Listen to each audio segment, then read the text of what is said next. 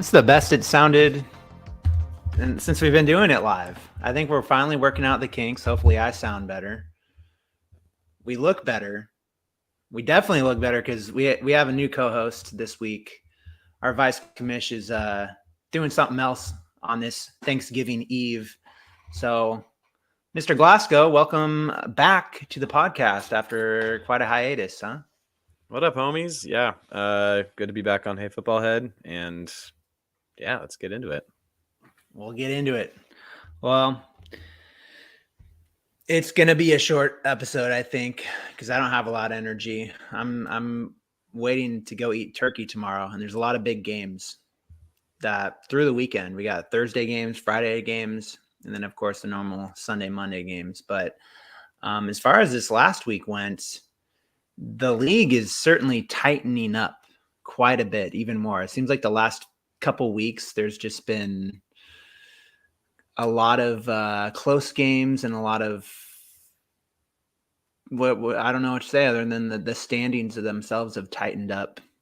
Yeah, the top kind of just the middling of the whole league. You know, the people at the bottom kind of winning games they need to, and a few slipping out of the hands of the people at the top. You know, just kind of creates that parity that we always talk about. It's always talked about on the podcast that we like to see in the league. It keeps people engaged later in the season. You know, it always is unfortunate. I mean, that's why the creation of punishments at the end of the year kind of are a reason to keep engaged. But when you feel like you have a chance to, you know, either upset someone or make it into the playoffs, just, you know, by some kind of a miracle comeback, it creates a lot of energy for your team. Yeah, I think it's just keeping people involved, and nobody's clinched a playoff spot yet. Even, you know, myself nor Andy, and we're tied at 8-3. Neither of us, we could still somehow miss the playoffs. So we have 5 different teams, almost half the league, with a 6-5 record. Power rankings haven't changed too much. Well, I guess they have. The top and the bottom haven't changed. I've kept the same 3, but I think a case could be made for My Little Tony dropping into the 12th spot. I think Chun has actually done a lot over the last month or so, even though the wins haven't been coming. The lineup looks better, and he's no longer the least scoring team. That actually belongs to Keffler with My Little Tony. He's scored the least amount of points now in the league, but he has twice as many wins as Chun. He's 4-7. So there could be a case that he maybe drops down into the 12th spot.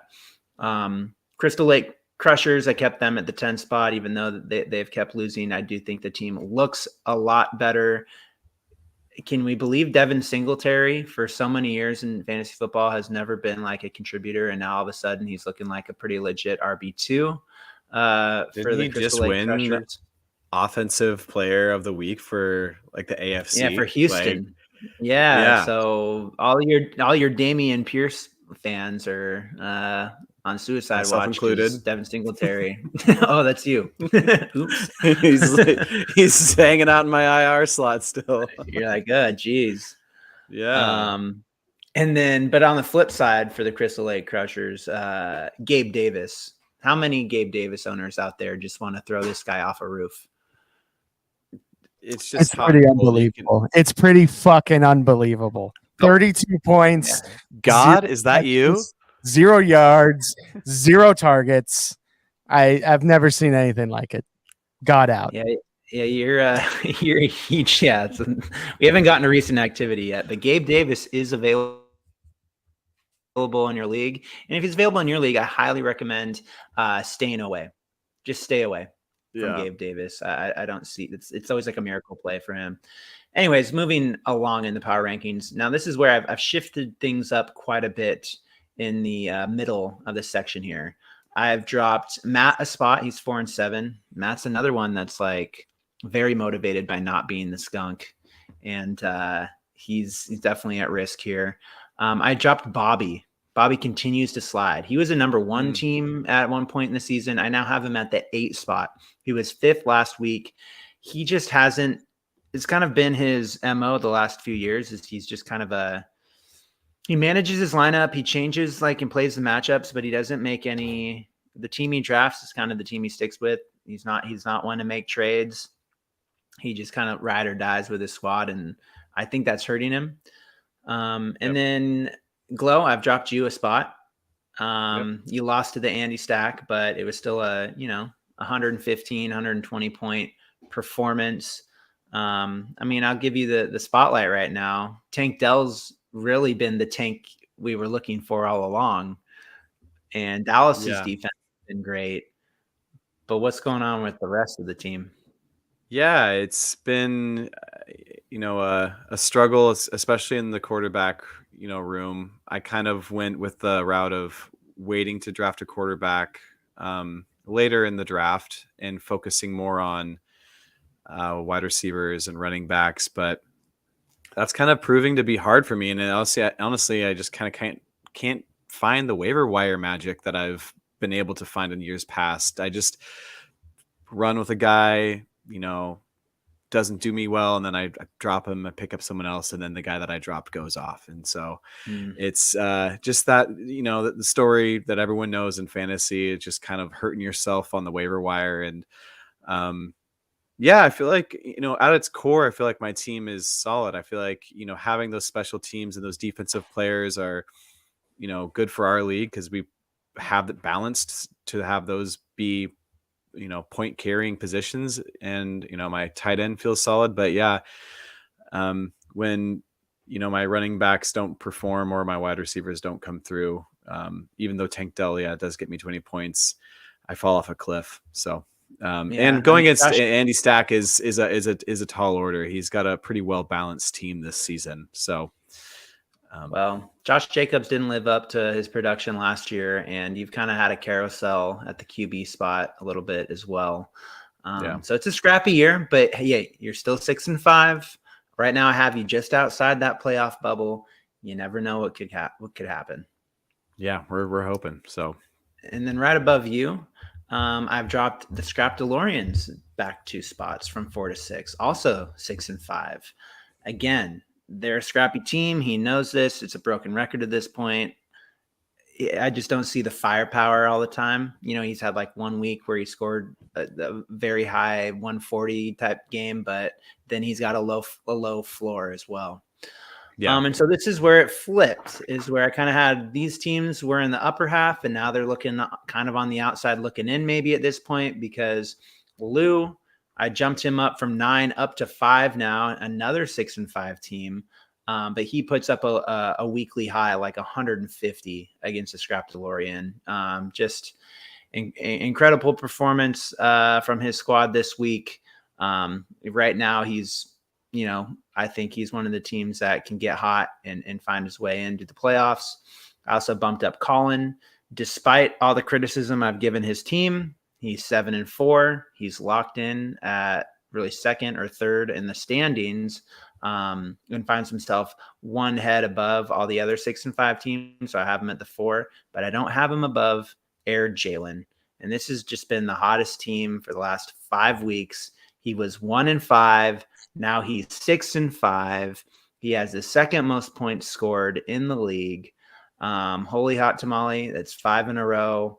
He deserves a playoff spot. I think he's definitely up there for manager of the year. I think also with probably Andy Stack. I don't know who to give that one to. Obviously Van Camp for managing, but Camille's done great.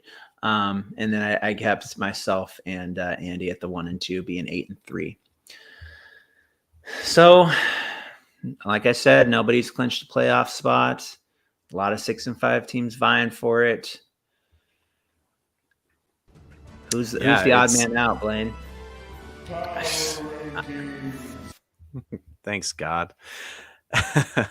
Yeah, no one yet. I mean, obviously we see like the bottom 3. You got, where you put those. It's pretty hard to say if a 4-7 team, magically making it into the playoffs. But at this point, yeah, I think Camille and Air Jalen, that team is just the amount of moves that I see on the waiver wire, the amount of effort put into, not having to spend fab. I mean, he spent money on Jerome Ford early in the season, but and then he had no money in his budget for the remainder of the year. And you look at his team and you see the people that he picks up, and it's just like the dude must set an alarm or work the night shift or something, because he's on there right when waivers cross over, and he's picking up some gems. So yeah, Incredible. he's rightfully moving up the rankings. But yeah, Collins' team, I like that you gave him credit where credit's due, but yeah, it is a team of it looks like the floor could fall out at any minute, but right now the wheels are staying on. So a team to look to see if I think this is the bend or break week for him, if he's going to make the push. Yeah. Yet to be seen. There's still hope there in the last month of the season here. We got 3 more weeks of regular season games before we start our playoff round. So let's go ahead and move into recent activity. Chun was very active here. Again, someone who's been in the 12 spot all year. He has not given up. He's got money to blow. So we see him go out and he spends a $13 bid on Isaiah Likely for Baltimore.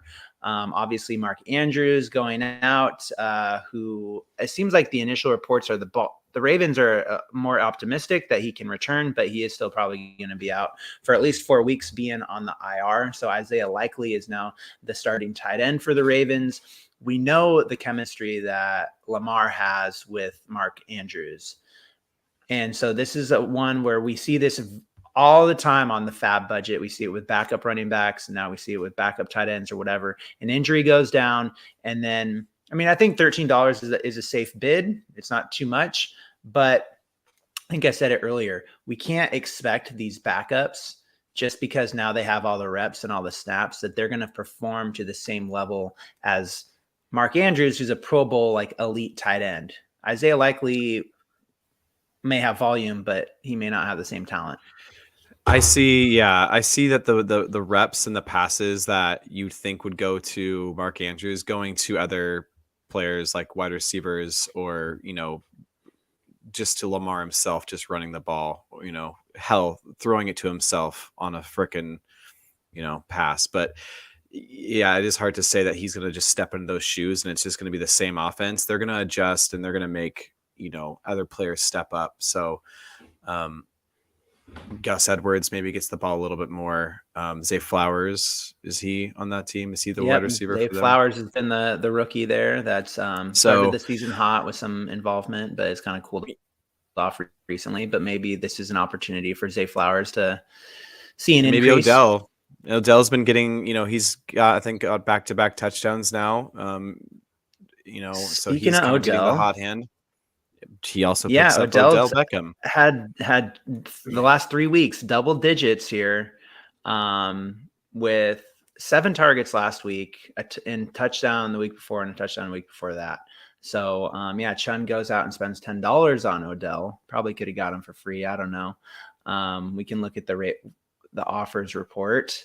I think that Odell in Morgan's mind is a higher any of these guys tier player than the rest of the league thinks. So he might have gotten himself on that one, just thinking that he costs more than he really does. I've done that with players. Oh, sure. For sure. We all do it. So John invests in the Ravens now that Mark Andrews is down. We will see how that pays off.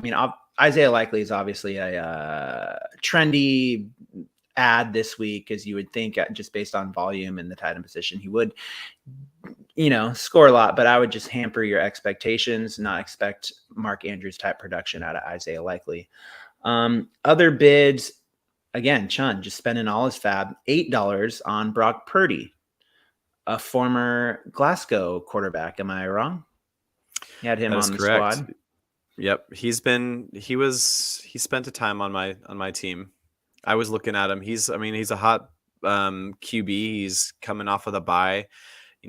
Was he going to carry that momentum? And yeah, definitely 3 touchdowns last week, and 3 touchdowns, no picks, 3 touchdowns, no picks the week before great that. Weapons on offense.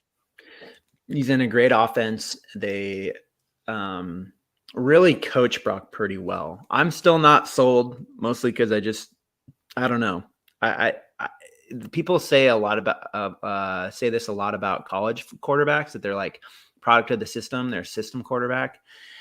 I was listening to 710. They're kind of making the same kind of critiques of Brock. It's it doesn't really matter if you're a 49er fan or Brock Purdy fan. He's producing, he's getting the ball where he needs to go, but he's very efficient and he's taking care of the football. He's more of a game manager, and I think they really limit him on who he's throwing to, and he really just benefits from having Christian McCaffrey, Deebo Samuel, George Kittle, right? Yeah. This whole offense around him and he's, credit to him. He's being very, very efficient. He's a top 10 fantasy quarterback. So Chun is determined to not sing the national anthem in front of his newborn infant sons for the last place punishment there. Yeah, you definitely saw, just wrapping up this Brock Purdy talk, but like when Deebo Samuel was gone, his production did dip, but when he has all his weapons and Deebo Samuel came back, that's when you saw him go from 7, 12 points to 19, 23, 26. So he's just having a curated offense built for him. So, yep. What a lucky guy. And then the last bid for any fab budget was just My Little Tony. Again, another last place team. See how motivating the skunk is? I love it. If your league doesn't have a last place punishment and then people just give up, add a little punishment that everyone can agree on, because some of our most active players are the last place people. Maybe that's part of desperation. But he adds the Vikings defense for $3. Another top 10 is a top 10 defense. They've been all but 1 week in the positive, it looks like. Looking at the matchups, this is what I like to look at this point in the season, is the matchups for your quarterback and matchup for your defenses in these this next month. So they have a bye in week 13, but they got Chicago this week. Chicago can put up points, but they also turn the ball over. They're hot and cold. Vegas, that's another kind of middling team. And Cincinnati without Joe Burrow. I mean, shit, that's a good one. Detroit's going to be tough though, and then Green Bay. So not a cake schedule, but definitely worth streaming some weeks there. And what he's doing is, he's carrying the Jets on his bench because they're a great defense, but they're going up against Miami this week. So this is just a veteran manager move to, bolster his chances for this week, but keeping a good defense, a 6th ranked defense without dropping them. Looks great. Air Jalen adds the Broncos defense, drops the Commanders. We can probably say similar stuff there, just looking at matchups. Air Jalen also adds Jaden Reed out of Green Bay. This is an interesting one. These are all free pickups for him. Green Bay has just been haven't really gotten a read on them this year, but this guy Jalen Reed, he's actually had some consistent production throughout the year. This is Camille just finding these diamonds. Nothing like too crazy, obviously, but 4 touchdowns on the year. He seems to get consistent targets. So Jaden Reed out of Green Bay. We really don't hear much out of Green Bay now that Aaron Rodgers is gone. But Jordan Love, has looked really good at times this year and has not looked so good. And Jaden Reed seems to be one of those favorite targets. Yep. Yeah, he's I believe he's a rookie this year, and he's kind of emerging as the number 1. So, look at this. Wow. Perfect. Let's take a look. Yep. These are the stats right here that I'm looking at on my phone currently.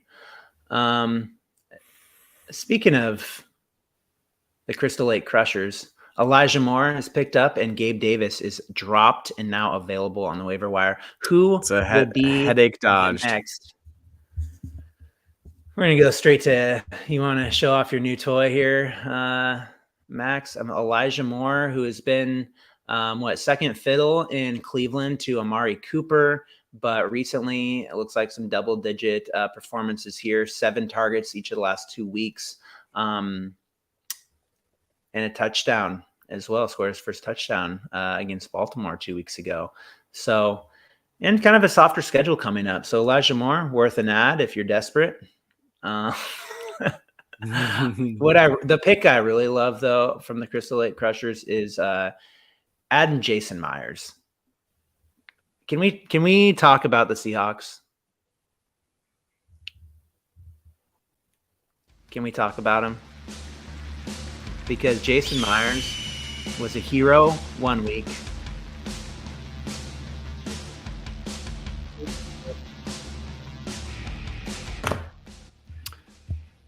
Were you at that game, or did you watch the game, Glow? The Seahawks Yes, versus I the watched the Rams. game. Yes, I watched. I was not in LA for the Oh, Hawks okay, game, but fair enough.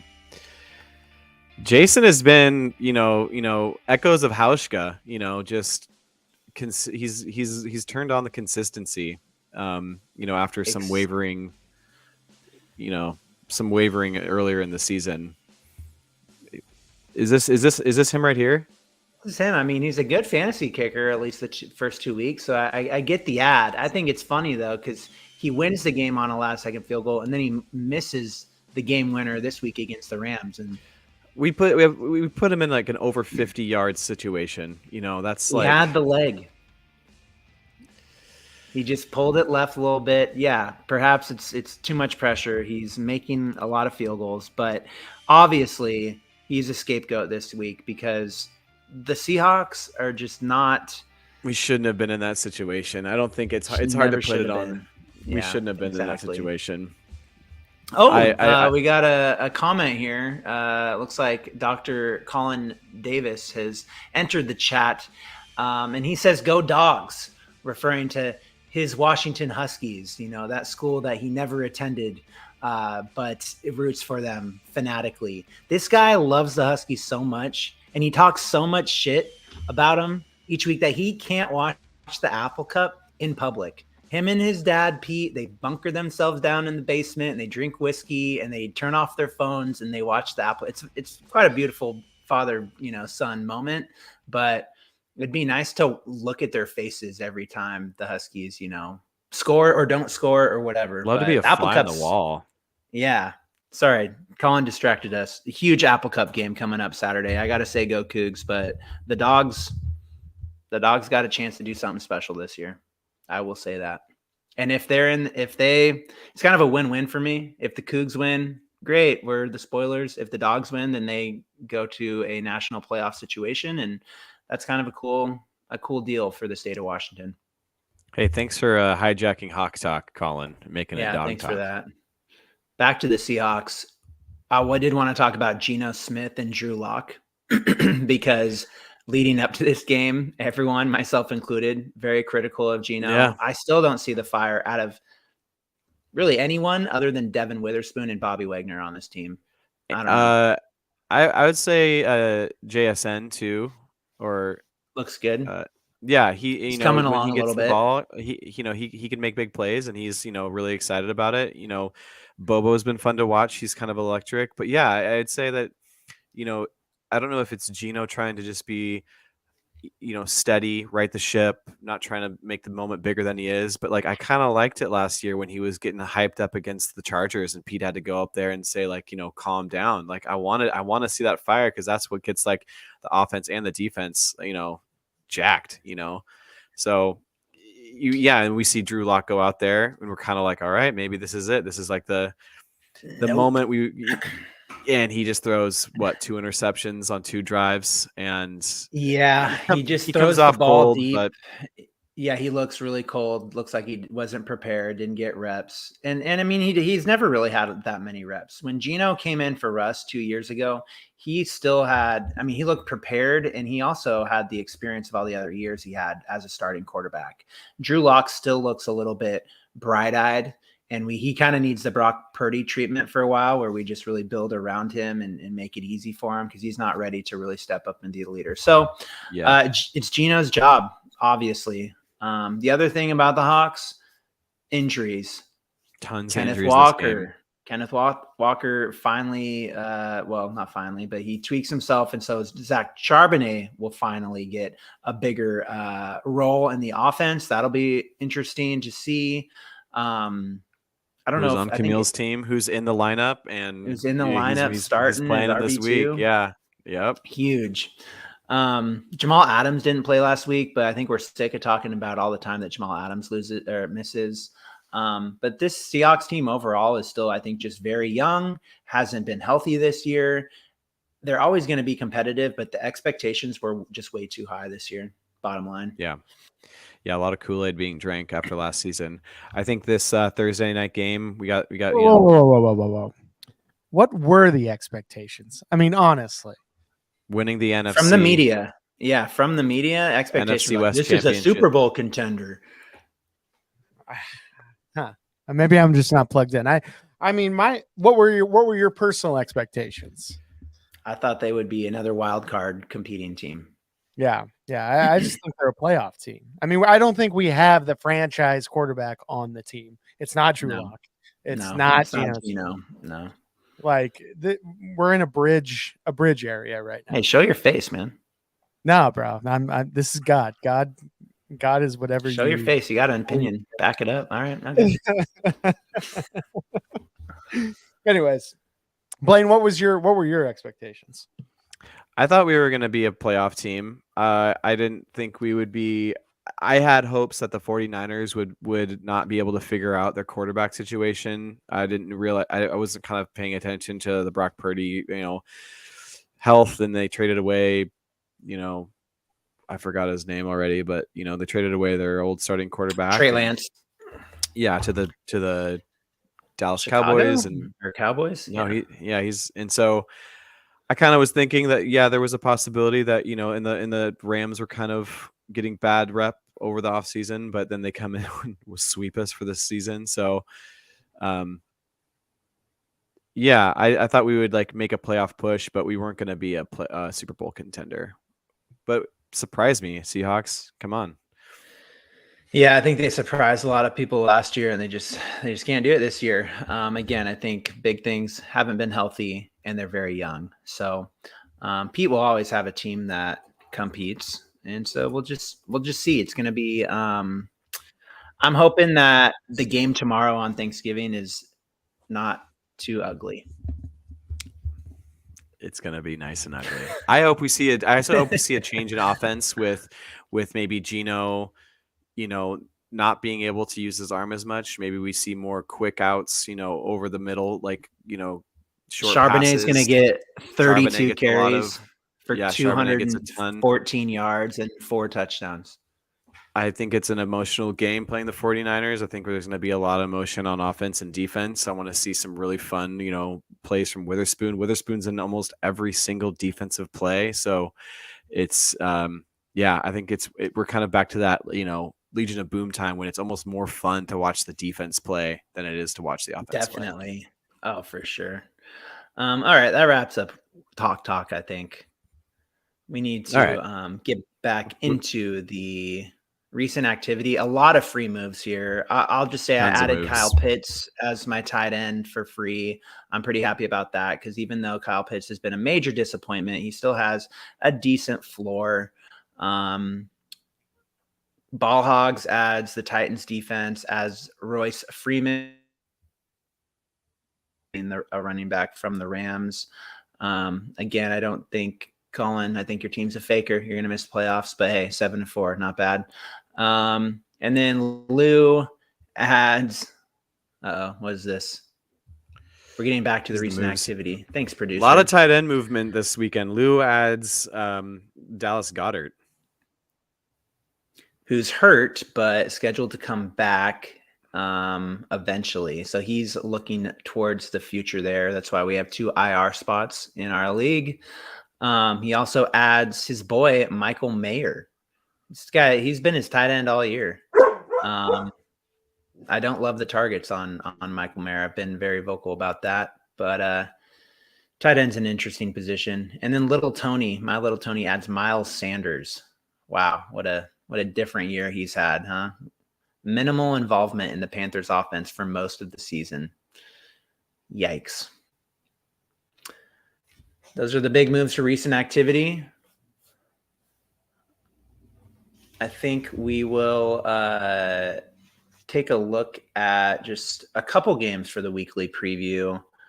Not all of them. I did want to look at, let's just do the one game of the week. I had already got one in mind. I don't know if you've had a chance to look at the scoreboard for this upcoming week 12. And I have one that I see that jumps off the board right at me. Yeah. Let's do it. Let's cover that one. And if it's the same, great. If not, we'll cover the one I thought. I'm seeing Air Jalen and Lamard and Dangerous as my. Oh yeah, that's game. Of That's the week. as we get a commercial break here. Yeah, what was that? We're trying new things out with this new. We do not support Fox, so I had to take that down real quick. But here we go. We're back now. We're back. Appreciate it. Do you Game of the Week music? I told you before the show, the Game of the Week music. Sorry, yeah. I don't listen half the format. My bad. It's okay. Right. I know you don't. No, I thought you maybe would sing it. Oh, dun dun dun dun dun dun dun dun dun dun dun dun dun dun. My Sharona. Yeah. Okay. Is that what that was?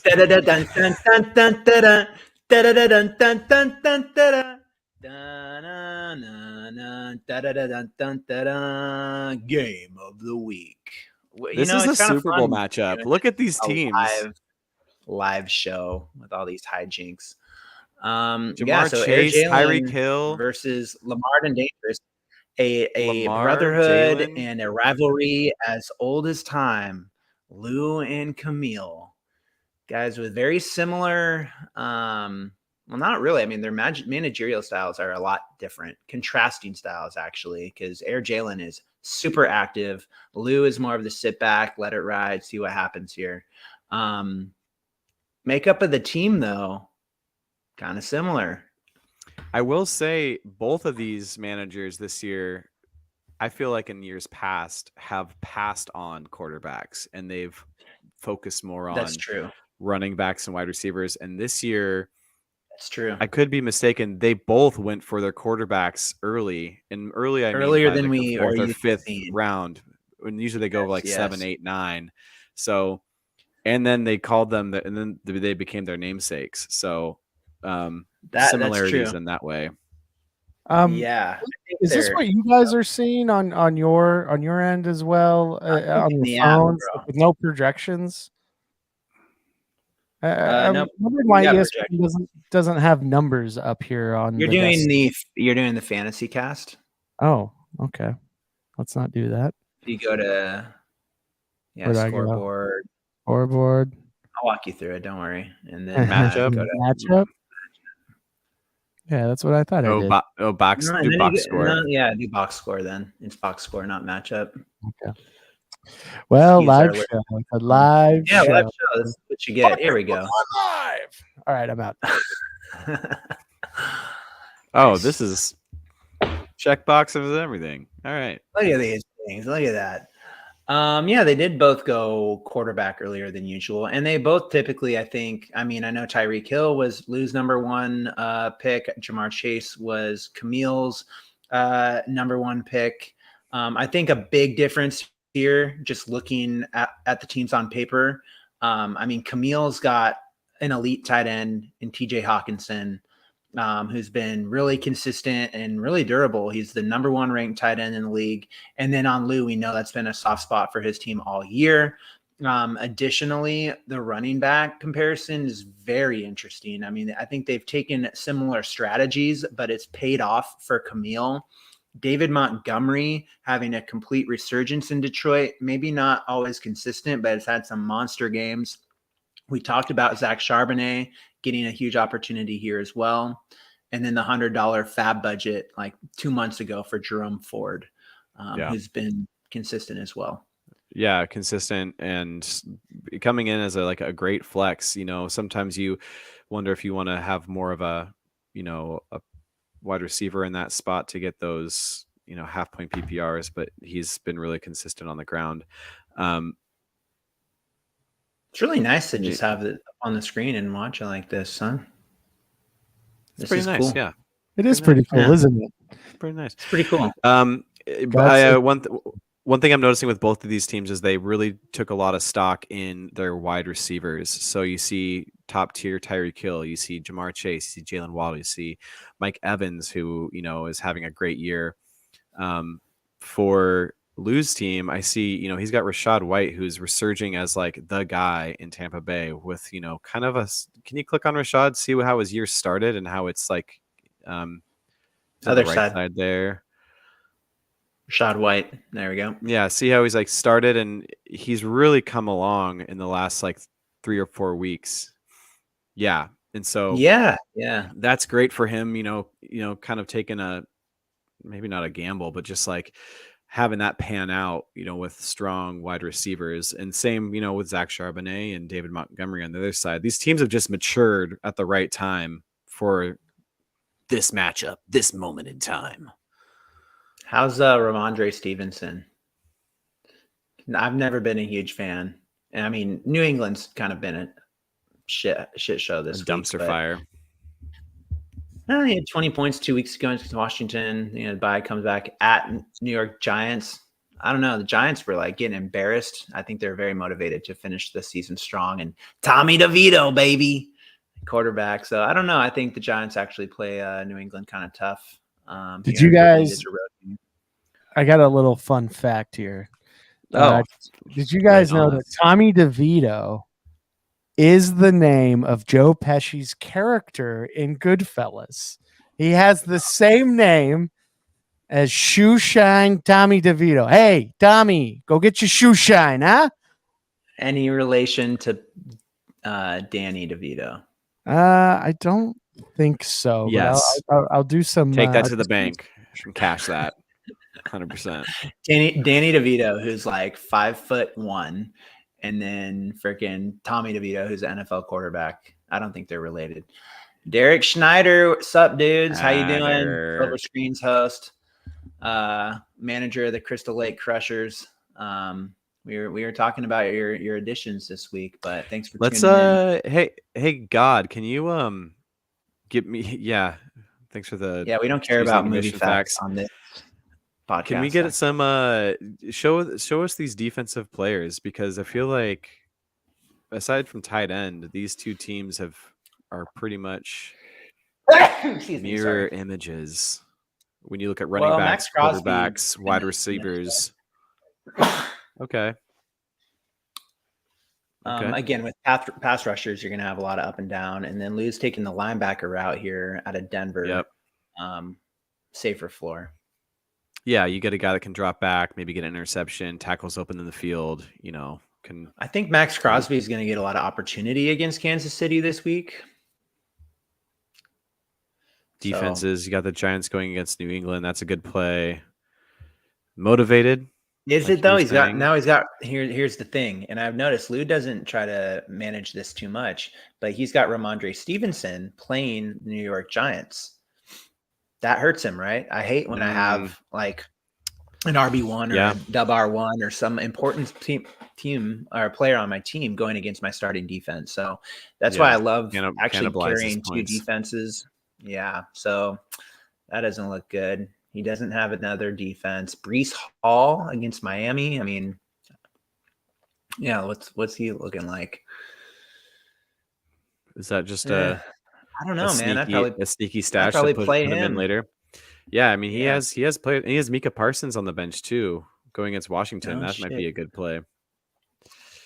He's got 2 IDPs. Just different unorthodox things I've seen from Lou this year. I don't know. Smoke and mirrors. On the quarterback. I feel like there's a lot of smoke and mirrors going on between these two. Masters of their craft, going head to head. Absolutely. It's a tight line. Well, it's a tight line. It does have Lou by 1.5 points, and he's got all the check marks. But I hate to tell you, I think Camille's got this. I think Camille goes on to win 6 in a row. I think the big difference, I think there's a huge swing between TJ Hawkinson and Michael Mayer. That's a big point swing right there. Everything else is pretty tight, but I think it's going to come down to the tight ends. Okay. I think that Lou has the higher ceiling here. I just think that his team has the potential to score. He did just put up 150. Yeah, and I don't see crazy opposition with his players, so I'm going to go Lou on this one. Going with the projection. I think it's a sound bet by the AI. Wow. We're split. Does anyone want to pipe in and break the tie here and make a pick for who is going to win our game of the week between 2 6-5 teams fighting for a playoff spot? God? I'm not supposed to play favorites, but I'm leaning towards Camille here. I think he has more big play opportunities with Jamar and Jalen. I also think Charbonnet is going to have a pretty big game on the ground. I feel like we're going to try and keep that game, within the trenches against the Niners. So I lean towards Camille. All right. And no fun over there. favoritism. Everyone's yet the same. Nice. Cool. Well, it's a As you short were. one on the eve of Thanksgiving here. Make sure you set your lineups tonight. It's Wednesday, tight turnaround. You don't want to be eating turkey and then realizing that you forgot to switch out your fucking running back or whatever. So